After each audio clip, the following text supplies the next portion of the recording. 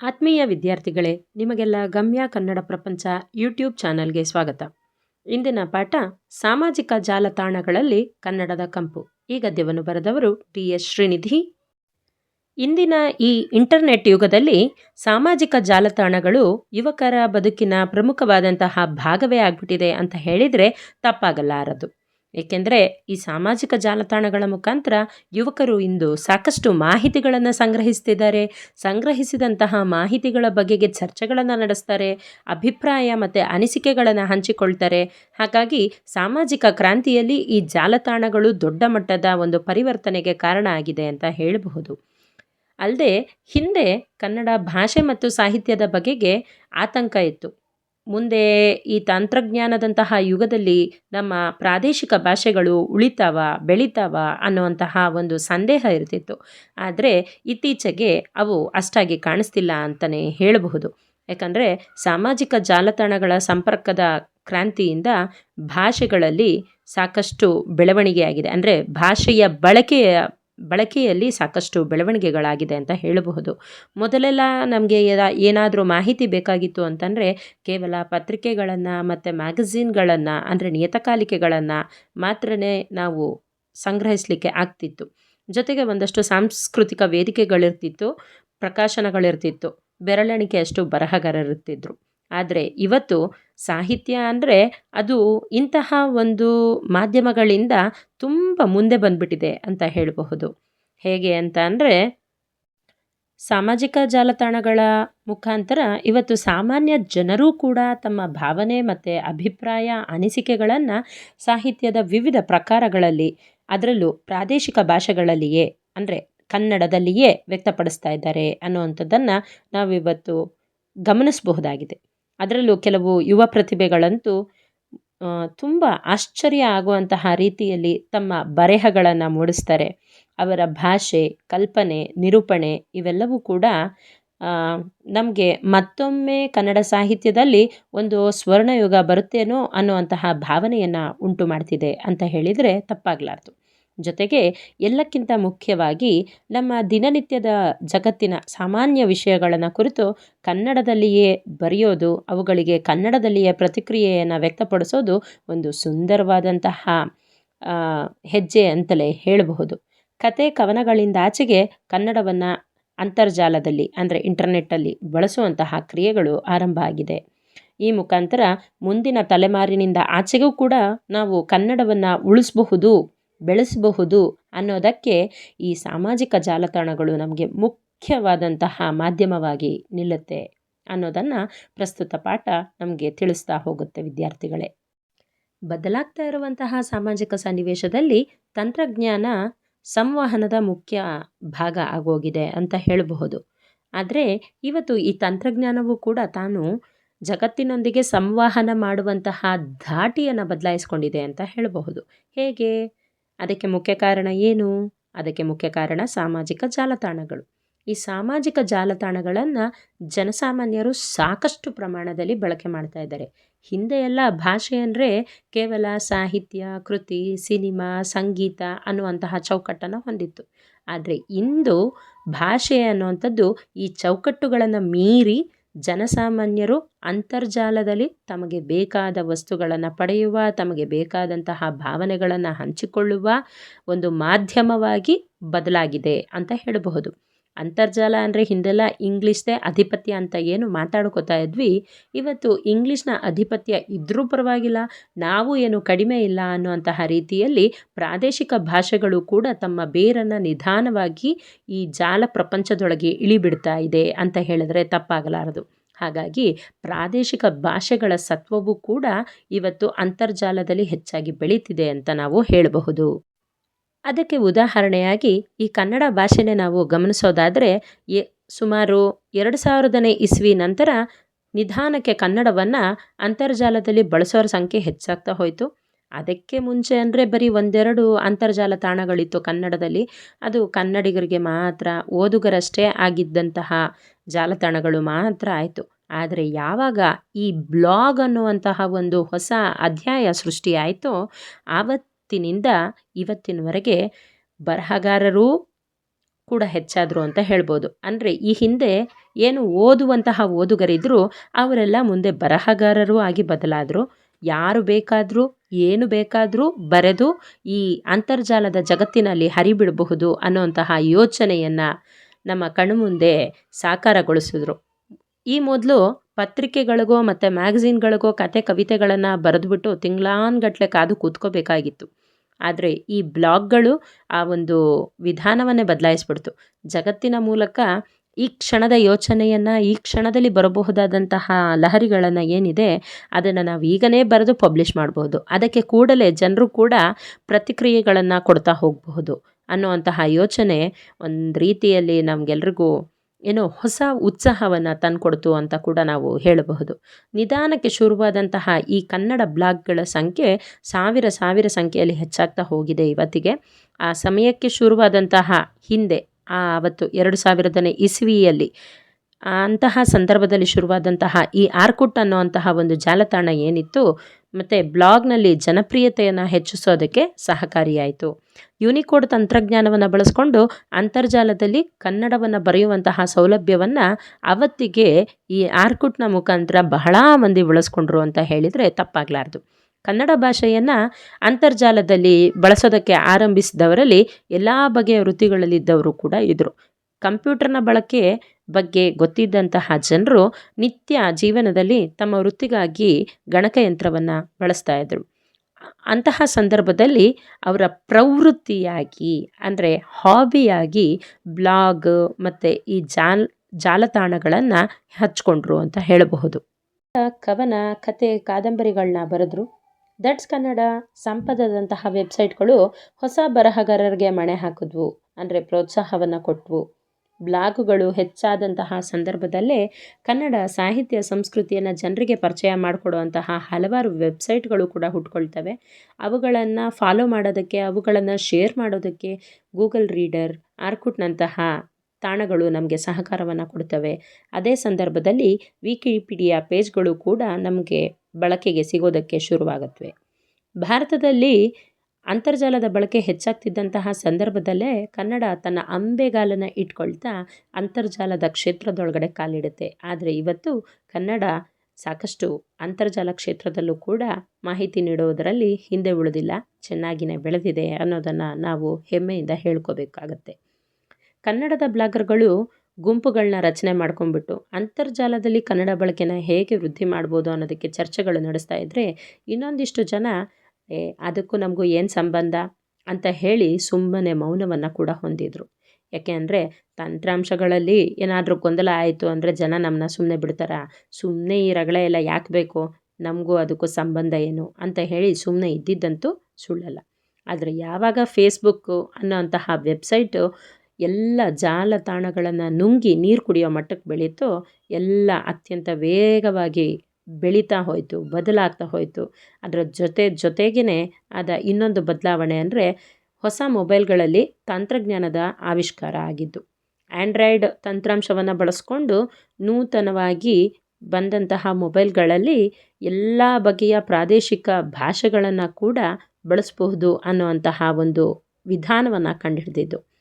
66 ವರ್ಷದ ನಮ್ಮಪ್ಪ ಕೂಡ ಲೀಲಾಜಾಲವಾಗಿ ಕನ್ನಡವನ್ನು ಮೊಬೈಲಲ್ಲಿ ಬರೀತಾರೆ, ಬಳಸ್ತಾರೆ. ಫೇಸ್ಬುಕ್ಕಲ್ಲಿ ತಮ್ಮ ಸ್ಟೇಟಸ್ಗಳಲ್ಲಿ ಕನ್ನಡದಲ್ಲೇ ವಿಚಾರಗಳನ್ನು ಅಪ್ಡೇಟ್ ಮಾಡ್ತಿದ್ದಾರೆ ಅನ್ನೋದು ಲೇಖಕರಿಗೆ ಒಂದು ಹೆಮ್ಮೆಯ ಸಂಗತಿಯಾಗಿತ್ತು. ಕನ್ನಡ ಭಾಷೆ ಈ ಎಲ್ಲ ಕಾರಣಗಳಿಂದ ಇವತ್ತು ಅಂತರ್ಜಾಲದಲ್ಲಿ ತನ್ನದೇ ಆದಂತಹ ಒಂದು ಪ್ರಮುಖ ಸ್ಥಾನವನ್ನೇ ಪಡ್ಕೊಂಡಿದೆ ಅಂತ ಹೇಳಿದರೆ ತಪ್ಪಾಗಲ್ಲ. ಕನ್ನಡನ ಬರೆಯುವ ಸರಳ ಆ್ಯಪ್ಗಳಿಂದಾಗಿ ಬಹುಮಂದಿ ಟ್ವಿಟ್ಟರ್, ಫೇಸ್ಬುಕ್ಗಳಲ್ಲಿ ಕನ್ನಡದಲ್ಲೇ ಬರೀತಿದ್ದಾರೆ ಅನ್ನೋದು ನಮಗೆಲ್ರಿಗೂ ಸಂತೋಷವನ್ನು ತರುವಂತಹ ವಿಚಾರ ಆಗಿದೆ. ಕನ್ನಡವನ್ನು ಉಳಿಸಿ ಬೆಳೆಸುವ ಉದ್ದೇಶವನ್ನು ಹೊಂದಿರುವಂತಹ ತುಂಬ ಜನ ಈ ಜಾಲತಾಣಗಳಲ್ಲೇ ಇವತ್ತು ಒಂದಾಗಿದ್ದಾರೆ, ಅದಕ್ಕಾಗಿ ಕೆಲಸವನ್ನು ಮಾಡ್ತಾ ಇದ್ದಾರೆ. ಕನ್ನಡದ ಕಾಳಜಿ ಇರುವಂತಹ ಬೇರೆ ಬೇರೆ ಸ್ತರಗಳಲ್ಲಿರುವಂತಹ ಅಂದರೆ ಬೇರೆ ಬೇರೆ ಕ್ಷೇತ್ರಗಳಲ್ಲಿ ಕೆಲಸ ಮಾಡ್ತಿರುವಂತಹ ಜನರನ್ನು ಈ ಜಾಲತಾಣಗಳು ಕನ್ನಡದ ವಿಚಾರಗಳ ಅಭಿರುಚಿಗೆ ತಕ್ಕಂಗೆ ನಮ್ಮನ್ನು ಒಂದುಗೂಡಿಸಿದೆ. ಎಲ್ಲಕ್ಕಿಂತ ಮುಖ್ಯವಾಗಿ ನಮ್ಮ ದೈನಂದಿನ ಜಗತ್ತಿನ ಅತಿ ಸಾಮಾನ್ಯ ವಿಷಯಗಳನ್ನ ಕೂಡ ನಾವು ಕನ್ನಡದಲ್ಲಿಯೇ ಬರೆದು ಕನ್ನಡದಲ್ಲಿಯೇ ಪ್ರತಿಕ್ರಿಯೆಯನ್ನು ನೀಡಬಹುದು. ಕತೆ, ಕವನಗಳಿಂದಾಚೆಗೆ ಕನ್ನಡನ ಅಂತರ್ಜಾಲದಲ್ಲಿ ಬಳಸುವಂತಹ ಕ್ರಿಯೆ ಆರಂಭ ಆಗಿದೆ. ಈ ಮೂಲಕ ಮುಂದಿನ ಪೀಳಿಗೆಗೆ ನಾವು ಕನ್ನಡ ಕಾಣೆ ಆಗಬಹುದೇನೋ ಅನ್ನೋಂತಹ ವಿಚಾರವನ್ನು ಬಿಟ್ಟು ಮುಂದಿನ ಪೀಳಿಗೆಗೂ ಕೂಡ ನಾವು ಕನ್ನಡವನ್ನು ಉಡುಗೊರೆಯಾಗಿ ಕೊಡಬಹುದು ಅನ್ನುವಂತಹ ವಿಚಾರ ಬೆಳವಣಿಗೆ ಆಗಿದೆ ಅಂತ ಹೇಳಿ ತಿಳಿಬಹುದು. ಫೇಸ್ಬುಕ್ಕನ್ನೇ ಗಮನಕ್ಕೆ ತೆಗೆದುಕೊಂಡ್ರೆ ಕನ್ನಡದ ಏಳಿಗೆಗೋಸ್ಕರ ಇಲ್ಲಿ ದುಡಿತಿರುವಂತಹ ಹಲವಾರು ಮಂದಿ ಕಾಣಿಸ್ತಾರೆ. ಅದಕ್ಕೆ ಉದಾಹರಣೆಯಾಗಿ ಗಾಂಚಾಲಿ ಬಿಡಿ ಕನ್ನಡ ಮಾತಾಡಿ, ಪದಾರ್ಥ ಚಿಂತಾಮಣಿ ಮೊದಲಾದಂತಹ ಪುಟಗಳು ಕನ್ನಡದ ಬೆಳವಣಿಗೆಗೆ ತಮ್ಮದೇ ಆದಂತಹ ಕೊಡುಗೆನ ಕೊಡ್ತಾ ಇವೆ ಅಂತ ಹೇಳಿದರೆ ತಪ್ಪಾಗಲಾರ್ದು. ಕನ್ನಡ ಸಾಹಿತ್ಯ, ಕತೆ, ಕವನ, ಕಾದಂಬರಿಗಳ ಕನ್ನಡದ ಹಳೆಯ ಅಮೂಲ್ಯ ಕೃತಿಗಳ ಬಗ್ಗೆ ಈ ಪುಟಗಳಲ್ಲಿ ಚರ್ಚೆ ನಡೆಯೋದನ್ನು ನಾವು ನೋಡಬಹುದಾಗಿದೆ. ಜೊತೆಗೆ ಇನ್ನೊಂದು ಮುಖ್ಯವಾದಂತಹ ಬೆಳವಣಿಗೆಯಲ್ಲಿ ಹಲವಾರು ಹೊಸ ಕನ್ನಡ ಜಾಲತಾಣಗಳು ಕೂಡ ಹುಟ್ಕೊಂಡಿದೆ ಅಂತ ಹೇಳ್ಬೋದು. ಹೊಸ ಹುಡುಗರು ಹೊಸ ಉತ್ಸಾಹದ ಜೊತೆಗೆ ಉತ್ತಮ ದರ್ಜೆಯ ವೆಬ್ಸೈಟ್ಗಳನ್ನು ಆರಂಭ ಮಾಡಿದ್ದಾರೆ. ಅವರು ಅಲ್ಲಿ ರಾಜಕೀಯಕ್ಕೆ, ಕ್ರೀಡೆಗೆ, ವಿಜ್ಞಾನಕ್ಕೆ, ಕೃಷಿ ರಂಗಕ್ಕೆ ಸಂಬಂಧಪಟ್ಟಂತಹ ಹಲವು ವಿಚಾರಗಳನ್ನು ಹೊತ್ತು ಸಾಮಾನ್ಯ ಜನರಿಗೆ ಅದನ್ನು ತಲುಪುವಂತಹ ಒಂದು ಕೆಲಸವನ್ನು ಮಾಡ್ತಾ ಇದ್ದಾರೆ. ಹೀಗಾಗಿ ಹಲವಾರು ಸುದ್ದಿಗಳು ಕನ್ನಡದಲ್ಲೇ ದೊರಕ್ತಾ ಇದೆ. ನಮ್ಮ ನಡುವಿನ ಸಾಧಕರನ್ನು, ವಿಶೇಷವಾದಂತಹ ಪ್ರತಿಭೆಗಳನ್ನು ಈ ಜಾಲತಾಣಗಳು ಸಂದರ್ಶನಗಳ ಮುಖಾಂತರ ಸಾಮಾನ್ಯ ಜನರಿಗೆ ಪರಿಚಯ ಮಾಡಿಕೊಡ್ತಾ ಇವೆ. ದಿನಪತ್ರಿಕೆಗಳು, ಟಿ ವಿ ಮಾಧ್ಯಮಗಳು ಹೇಗಿದೆಯೋ ಹಾಗೆಯೇ ವೆಬ್ ಪೋರ್ಟಲು ಕೂಡ ಬೆಳೀತಾ ಇದ್ದು ಮುಂದೆ ಬರುವಂಥ ದಿನಗಳಲ್ಲಿ ಇನ್ನೂ ಹೆಚ್ಚಿನ ಪ್ರಸಿದ್ಧಿಯನ್ನು ಪಡೆಯುತ್ತೆ ಅನ್ನೋದರಲ್ಲಿ ಯಾವ ಬಗೆಯ ಅನುಮಾನವೂ ಇಲ್ಲ ಅಂತ ಹೇಳ್ಬೋದು. ಕೇವಲ ಬರವಣಿಗೆಯಲ್ಲಿ ಮಾತ್ರ ಅಲ್ಲ, ಯೂಟ್ಯೂಬ್ನಂತಹ ಜಾಲತಾಣಗಳಲ್ಲಿ ಹೆಚ್ಚಿನ ಸಂಖ್ಯೆಯಲ್ಲಿ ಕನ್ನಡದ ಕಿರುಚಿತ್ರಗಳು, ಹಾಡುಗಳು, ಸಿನಿಮಾಗಳು ಕೂಡ ಹೆಚ್ಚಾಗಿ ಬರ್ತಾ ಇವೆ. ಜಾಗತಿಕ ಮಟ್ಟದಲ್ಲಿ ಕನ್ನಡ ಪ್ರತಿಭೆಗಳನ್ನು ಎಲ್ಲರೂ ಕೂಡ ಗುರುತಿಸುವಂತಹ ಹೊಸ ಒಂದು ಕೆಲಸ ಆರಂಭ ಆಗಿದೆ. ಹೊಸ ವಿಧದ ಮನರಂಜನೆಗಳು ನಮಗೆ ದಕ್ತಾ ಇದೆ. ಕನ್ನಡದ ಸ್ಟ್ಯಾಂಡಪ್ ಕಾಮಿಡಿ ಆಗಿರ್ಬೋದು, ಚಲನಚಿತ್ರಗಳ ರಿವ್ಯೂಗಳಾಗಿರಬಹುದು, ಕನ್ನಡದ ರ್ಯಾಪ್ ಹಾಡುಗಳಾಗಿರ್ಬೋದು, ನಮಗೆ ಹೊಸ ಪ್ರಪಂಚವನ್ನು ನೋಡುಗರಿಗೆ ಕೊಡ್ತಾ ಇದೆ, ಕೇಳುಗರಿಗೆ ಕೊಡ್ತಾ ಇವೆ. ಹೊಸ ಅಲೆಯ ಚಿತ್ರಗಳನ್ನು, ಡಾಕ್ಯುಮೆಂಟ್ರಿಗಳನ್ನು ಮಾಡುವಂತಹ ಹಲವಾರು ಮಂದಿಗಳು ನಮ್ಮ ಮಧ್ಯೆ ಇದ್ದಾರೆ ಅಂತ ಹೇಳಿ ನಾವು ನೋಡ್ಬೋದಾಗಿದೆ. ದಿನ ಒಂದಲ್ಲ ಒಂದು ಹೊಸ ಕಿರುಚಿತ್ರ ಯೂಟ್ಯೂಬಲ್ಲಿ ಬಿಡುಗಡೆ ಆಗ್ತಾನೇ ಇರುತ್ತೆ. ಕರ್ನಾಟಕದ ಯಾವುದೋ ಮೂಲೆಯಲ್ಲಿ ಕೂತಿರುವಂತಹ ಹಾಡುಗಾರ್ತಿಯೊಬ್ಬಳು ಇದ್ದಕ್ಕಿದ್ದಂತೆ ದಿನ ಬೆಳಗಾಗೋದ್ರೊಳಗೆ ಪ್ರಸಿದ್ಧಿಯನ್ನು ಪಡೆದುಕೊಂಡ್ಬಿಡ್ತಾರೆ. ಹೀಗೆ ಕನ್ನಡ ದಿನೇ ದಿನೇ ತನ್ನನ್ನು ತಾನು ಪ್ರಗತಿಗೊಳಿಸ್ಕೊಳ್ತಾ ಇದೆ ಅಂತ ನಾವು ತಿಳಿಬೇಕಾಗತ್ತೆ. ಆದರೆ ಬೀಸಿ ಬರುವಂತಹ ಗಾಳಿಯ ಪರಿಮಳದ ಜೊತೆಗೆ ಕೆಲವೊಂದು ಸಲ ದುರ್ಗಂಧವೂ ಕೂಡ ಬಂದುಬಿಡುತ್ತೆ. ಹಾಗೆ ಸಾಮಾಜಿಕ ಜಾಲತಾಣದಲ್ಲಿನ ಕನ್ನಡದ ಬಳಕೆ ವಿಚಾರದಲ್ಲೂ ಕೂಡ ಅದೇ ರೀತಿಯ ಕೆಲಸ ಆಗ್ತಾ ಇದೆ ಅನ್ನೋದನ್ನು ನಾವು ತುಂಬ ಗಮನ ಕೊಟ್ಟು ತಿಳಿಬೇಕಾಗತ್ತೆ. ಕನ್ನಡ ಭಾಷೆ ಸಾವಿರಾರು ವರ್ಷಗಳ ಇತಿಹಾಸವನ್ನು ಹೊಂದಿದೆ. ಶಾಸ್ತ್ರೀಯ ಭಾಷೆಯ ಸ್ಥಾನಮಾನವನ್ನು ಪಡ್ಕೊಂಡಿದೆ. ಆದರೂ ಕೂಡ ಹೊಸದೇನೋ ತಿರುಚುವಿಕೆಗಳನ್ನು ಈ ಜಾಲತಾಣಗಳ ಸಹಕಾರದಿಂದ ಮಾಡುವಂತಹ ಕೆಲಸಗಳು ಕೂಡ ನಡೀತಾ ಇದೆ. ಮಹಾಪ್ರಾಣಗಳ ಕತ್ತಿಸ್ಕೋದು, ಸಂಸ್ಕೃತದ ಮೂಲ ಶಬ್ದಗಳನ್ನು ಕೊಂದಾಕೋದು, ಹೊಸದಾದಂತಹ ಅರ್ಥಹೀನ ಪದಗಳನ್ನು ಹುಟ್ಟಾಕೋದು, ಇಂಥ ಕೆಲಸಗಳಿಗೂ ಕೂಡ ಈ ಜಾಲತಾಣಗಳಲ್ಲೇ ಪ್ರಚಾರ ದೊರೀತಿದೆ ಅಂತ ಹೇಳಿದರೆ ತಪ್ಪಾಗಲ್ಲ. ಫೇಸ್ಬುಕ್ನಂತಹ ವೆಬ್ಸೈಟ್ಗಳ ಕನ್ನಡ ಪುಟಗಳಲ್ಲೇ ಈಗಾಗಲೇ ಹಲವಾರು ಶಬ್ದಗಳು ಅಂದರೆ ತಪ್ಪು ಶಬ್ದಗಳು ತೂರ್ಕೊಂಡಿರೋದನ್ನು ನಾವು ಗಮನಿಸಬೇಕಾಗತ್ತೆ. ಟ್ರೋಲ್ ಪೇಜುಗಳಲ್ಲಿ, ಮೀಮ್ಸ್ಗಳಲ್ಲಿ ಕನ್ನಡನ ಹೀಗಳೆಯುವಂತಹ ಕೆಲಸವನ್ನು ಕೂಡ ಕೆಲವು ಮಂದಿ ಮಾಡ್ತಾ ಇದ್ದಾರೆ. ಆದರೆ ಕನ್ನಡದ ಹಿತಾಸಕ್ತಿಯನ್ನು ಕಾಪಾಡುವಂತಹ ಮಂದಿಯ ಸಂಖ್ಯೆಯೂ ಕೂಡ ಹೆಚ್ಚಾಗೇ ಇದೆ. ಆದ್ದರಿಂದ ಕನ್ನಡಕ್ಕೇನು ತೊಂದರೆ ಇಲ್ಲ ಅಂತ ಹೇಳಿ ಲೇಖಕರು ಭಾವಿಸ್ತಾರೆ. ಆಡು ಮಾತಿನ ಕನ್ನಡವೇ ಶ್ರೇಷ್ಠ, ಗ್ರಾಂಥಿಕ ಕನ್ನಡ ತಪ್ಪು, ಅದು ಅರ್ಥಹೀನ ಅಂತ ಹೇಳೋ ಅಂತಹದ್ದು, ಜೊತೆಗೆ ಗಳ ತಪ್ಪು ಬಳಕೆನ ಸರಿ ಅನ್ನುವಂತಹ ರೀತಿಯಾದಂತಹ ಸಮರ್ಥನೆಗಳು ಸೋಷಿಯಲ್ ಮೀಡಿಯಾದಲ್ಲಿ ಹೆಚ್ಚಾಗ್ತಾ ಇದೆ ಅಂತ ಹೇಳಬಹುದು. ಭಾಷೆಯ ಅಪಭ್ರಂಶ ಬಳಕೆಯನ್ನು ಸಮರ್ಥಿಸ್ಕೊಳ್ಳೋದು, ಜೊತೆಗೆ ಏನೀಗ ನಾನು ಕನ್ನಡ ಬರಿತಾ ಇದ್ದೀನಿ, ಅದೇ ಬಹಳ ದೊಡ್ಡ ವಿಷಯ, ತಪ್ಪು ಬರೆದ್ರೆ ಏನೀಗ ಏನಂತೆ ಅನ್ನುವಂತಹ ಮೊಂಡು ವಾದನೂ ಕೂಡ ಈ ಜಾಲತಾಣಗಳಲ್ಲಿ ಕಾಣ್ತಾ ಇದೆ. ಕನ್ನಡ ವ್ಯಾಕರಣನೇ ಮೂಲೆ ಗೊತ್ತಿರುವಂತಹ ನೂರಾರು ಕನ್ನಡ ಜಾಹೀರಾತುಗಳು ಕೂಡ ಅದಕ್ಕೆ ಬೆಂಬಲ ಕೊಡ್ತಾ ಇವೆ ಅಂತ ಹೇಳಬಹುದು. ಇಂಥ ವಿಷಯಗಳಿಂದ ಕನ್ನಡ ಭಾಷೆಯ ಗುಣಮಟ್ಟಕ್ಕೆ ಧಕ್ಕೆ ಆಗೋದಂತೂ ನಿಜ. ಆದರೆ ಸುಳ್ಳನ್ನು 100 ಬಾರಿ ಹೇಳಿದ್ರೆ ಕೊನೆಗೊಂದು ದಿವಸ ಅದೇ ಸತ್ಯ ಆಗುತ್ತೆ ಅನ್ನೋ ಹಾಗೆ ಭಾಷೆಯ ತಪ್ಪು ಬಳಕೆನೇ ಸರಿ ಮಾಡಬೇಕು, ಸರಿ ಅಂತ ಹೇಳಿ ಹುಟ್ಟಾಕಬೇಕು ಅನ್ನೋಂತಹ ಜನರ ಒಂದು ಅಭಿಪ್ರಾಯಗಳು ಕೂಡ ಇದೆ. ಯಾವುದೇ ಭಾಷೆಯ ಬದಲಾವಣೆ ತುಂಬ ಸುಲಭವಾಗಿರೋದಿಲ್ಲ. ಆಯಿತಾ. ಆದ್ದರಿಂದ ಭಾಷೆ ಬದಲಾವಣೆಗೆ ಒಗ್ಗಿಕೊಳ್ಳಬೇಕು, ಜೊತೆಗೆ ತನ್ನತನವನ್ನು ತಾನು ಉಳಿಸ್ಕೊಳ್ಳಬೇಕು. ಆಗ ಮಾತ್ರ ಭಾಷೆಗೆ ಒಂದು ಹೆಮ್ಮೆ ಇರುತ್ತೆ ಅಂತ ಹೇಳಬಹುದು. ಕನ್ನಡ ಭಾಷೆನೂ ಕೂಡ ಈ ಹೊಸ ಯುಗದಲ್ಲಿ ಅಂತರ್ಜಾಲಕ್ಕೆ ತನ್ನನ್ನು ತಾನು ಒಗ್ಗಿಸ್ಕೊಂಡಿದೆ, ಜೊತೆಗೆ ಮುನ್ನಡೀತಾ ಇದೆ. ಭಾರತದಂತಹ ದೇಶದಲ್ಲಿ ಬೇರೆ ಪ್ರಾದೇಶಿಕ ಭಾಷೆಗಳಿಗೆ ಹೋಲಿಸ್ಕೊಂಡ್ರೆ ಕನ್ನಡದ ಬೆಳವಣಿಗೆ ಸ್ವಲ್ಪ ನಿಧಾನನೇ ಆಗಿದೆ ಅಂತ ಹೇಳ್ಬೋದು. ತಮಿಳು, ತೆಲುಗು, ಮಲಯಾಳಂ ಭಾಷೆಗಳ ಜಾಲತಾಣಗಳಿಗೆ, ಮೊಬೈಲ್ ಅಪ್ಲಿಕೇಶನ್ಗಳಿಗೆ ಹೋಲಿಸಿದ್ರೆ ಕನ್ನಡ ಇನ್ನೂ ಕಲಿಯೋದು ಬೇಕಾದಷ್ಟಿದೆ ಅಂತ ಹೇಳ್ಬೋದು. ಅವ್ರುಗಳ ಪಕ್ಕದಲ್ಲಿ ನಿಂತಾಗ ಭಾಷೆಯನ್ನು ಸಮರ್ಥವಾಗಿ ನಾವು ಬಳಸ್ಕೊತಿಲ್ಲ ಅನ್ನೋದು ಅರಿವಾಗುತ್ತೆ. ಕಿಂಡಲ್ನಂತಹ ಪುಸ್ತಕಗಳನ್ನೋದಂತಹ ಗ್ಯಾಜೆಟ್ಗಳು ಇನ್ನೂ ಪೂರ್ಣವಾಗಿ ಕನ್ನಡಕ್ಕೆ ಬೆಂಬಲನ ಕೊಡ್ತಾ ಇಲ್ಲ. ಬ್ಯಾಂಕಿಂಗ್ ಅಪ್ಲಿಕೇಶನ್ಗಳಿಂದ ಹಿಡಿದು ಶಿಕ್ಷಣ, ವೈದ್ಯಕೀಯ, ಸಿನಿಮಾ ಹೀಗೆ ವಿವಿಧ ಕ್ಷೇತ್ರಗಳಲ್ಲಿ ತಮ್ಮದೇ ಜಾಲತಾಣ ಮತ್ತು ಆ್ಯಪ್ಗಳನ್ನು ಭಾರತದ ಹಲವಾರು ಭಾಷೆಗಳು ಹೊಂದಿದೆ. ಅಲ್ಲಿನ ಮಂದಿ ಅದನ್ನು ವ್ಯಾಪಕವಾಗಿ ಬಳಸ್ತಾನೂ ಇದ್ದಾರೆ. ಹೀಗಾಗಿ ಭಾಷಾ ಪ್ರೇಮದ ವಿಚಾರ ಬಂತು ಅಂದರೆ ಕನ್ನಡಿಗರು ಸ್ವಲ್ಪ ಹಿಂದೆನೇ ಇದ್ದಾರೆ ಅಂತ ಹೇಳಿ ಅನುಮಾನ ಬರುತ್ತೆ.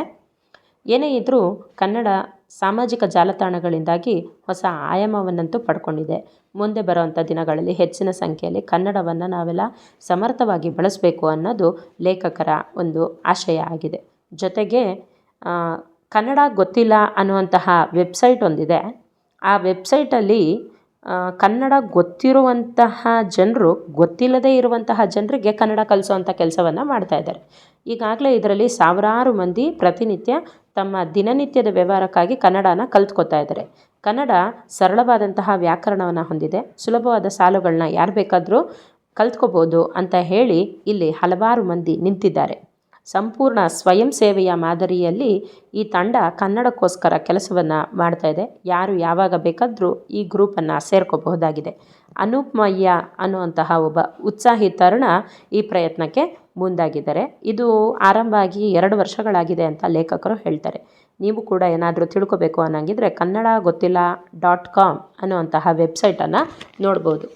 ಇದರ ಜೊತೆಗೆ ತುಂಬ ಫೇಮಸ್ ಆದಂಥದ್ದು ಅಂದರೆ ಗಾಂಚಾಲಿ ಬಿಡಿ ಕನ್ನಡ ಮಾತಾಡಿ ಅನ್ನೋವಂಥದ್ದು. ಈ ಪೇಜು ಸಾಕಷ್ಟು ಸದ್ದನ್ನೇ ಮಾಡ್ತು ಫೇಸ್ಬುಕ್ನಲ್ಲಿ ಅಂತ ನಾವು ತಿಳ್ಕೋಬೇಕು. ಇದು ನಿಮಗೂ ಗೊತ್ತಿರುವಂತಹ ವಿಚಾರ ಅಂತ ಭಾವಿಸ್ತೇನೆ. ಕನ್ನಡ ಭಾಷೆಯ ಮಹತ್ವವನ್ನು, ಕನ್ನಡ ಮಾತಾಡೋದನ್ನು ನಾವು ಯಾವತ್ತೂ ಕೂಡ ಅವಮಾನ ಅಂತ ಭಾವಿಸಬಾರ್ದು ಅನ್ನುವಂತಹ ಸಂದೇಶಗಳನ್ನು ಕಿರುಚಿತ್ರಗಳ ಮುಖಾಂತರ ಇಲ್ಲಿ ಸಮರ್ಥವಾಗಿ ನೀಡಿದ್ದಾರೆ. ಇದಕ್ಕಾಗಿ ನೀವು https://www.facebook.com ಅನ್ನು ನೋಡಬಹುದು. ಜೊತೆಗೆ ಇವತ್ತು ಕನ್ನಡ ಟೀ ಶರ್ಟ್ಗಳು ಕೂಡ ದೊರೆಯುತ್ತೆ. ಈ ಟೀ ಶರ್ಟ್ಗಳ ಮೇಲೆ ಕನ್ನಡದ್ದೇ ಕೊಟೇಶನ್ಸು, ಹಾಗೆ ತಮಾಷೆಯ, ಇನ್ನೊಬ್ಬರ ಕಾಲೆಳೆಯುವಂತಹ ಮೋಜಿನ, ಭಾಷೆ ಬಗ್ಗೆ ಪ್ರೌಢಿಮೆಯನ್ನು, ಹೆಮ್ಮೆಯನ್ನು, ನಾಡಿನ ಬಗ್ಗೆ ಗೌರವವನ್ನು ತಿಳಿಸುವಂತಹ ತಲೆಬರಹಗಳು ಕೂಡ ಇದರಲ್ಲಿ ಇದೆ ಅನ್ನುವಂಥದ್ದನ್ನು ನಾವು ನೋಡ್ಬೋದು. ಹೀಗೆ ಕನ್ನಡಕ್ಕಾಗಿ ಸಾಮಾಜಿಕ ಜಾಲತಾಣಗಳಲ್ಲಿ ಹೆಚ್ಚಿನ ಜನ ಆಸಕ್ತಿಯಿಂದ, ಸ್ವಯಂ ಆಸಕ್ತಿಯಿಂದ ದುಡಿತಾ ಇದ್ದಾರೆ. ಹಾಗಾಗಿ ಅವರಂತೆ ನಾವು ಕೂಡ ಯಾವುದಾದರೂ ಒಂದು ಪ್ರೇರಣೆಯನ್ನು ಪಡ್ಕೊಂಡು ಕನ್ನಡವನ್ನು ಉಳಿಸ್ಬೇಕು, ಬೆಳೆಸಬೇಕು, ಮುಂದಿನ ಪೀಳಿಗೆಗೆ ತಲುಪಿಸ್ಬೇಕು ಅನ್ನೋಂಥದ್ದು ಇಲ್ಲಿ ಲೇಖಕರ ಆಶಯ ಆಗಿದೆ. ಧನ್ಯವಾದಗಳು.